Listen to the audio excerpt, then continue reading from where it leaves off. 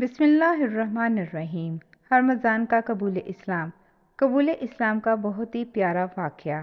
حضرت عمر رضی اللہ تعالیٰ عنہ کے زمانہ خلافت میں رمضان نہاوند کا ایرانی گورنر تھا اور وہ مسلمانوں کا کٹر دشمن تھا۔ اس کی وجہ سے مسلمانوں اور ایرانیوں میں کئی لڑائیاں ہوئیں۔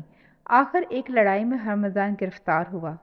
اسے یقین تھا کہ اسے موت کے گھاٹ اتار دیا جائے گا، لیکن امیر المومنین حضرت عمر رضی اللہ تعالیٰ عنہ نے اسے اس شرط پر رہا کر دیا کہ وہ آئندہ جزیہ دے گا۔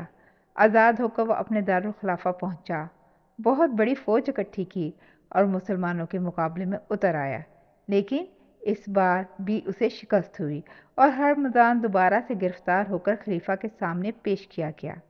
رمضان کے چہرے سے صاف ظاہر تھا کہ وہ خود کو صرف کچھ لمحوں کا مہمان سمجھتا ہے۔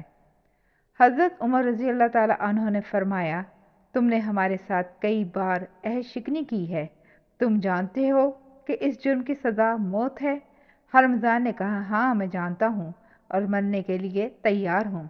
حضرت عمر رضی اللہ تعالیٰ عنہ نے اسے اسلام قبول کرنے کو کہا، لیکن اس نے انکار کر دیا اور کہا کہ میری ایک آخری خواہش ہے۔ آپ نے پوچھا، کیا؟ رمضان نے کہا، میں شدید پیاسا ہوں اور پانی پینا چاہتا ہوں۔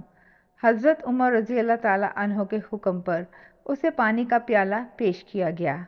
رمضان نے پیالہ ہاتھ میں پکڑ کر کہا، مجھے خوف ہے کہ پانی پینے سے پہلے ہی مجھے قتل نہ کر دیا جائے۔ آپ رضی اللہ تعالیٰ عنہ نے فرمایا، اطمینان رکھو، جب تک تم پانی نہ پی لو گے کوئی شخص تمہارے سر کو نہ چھوئے گا۔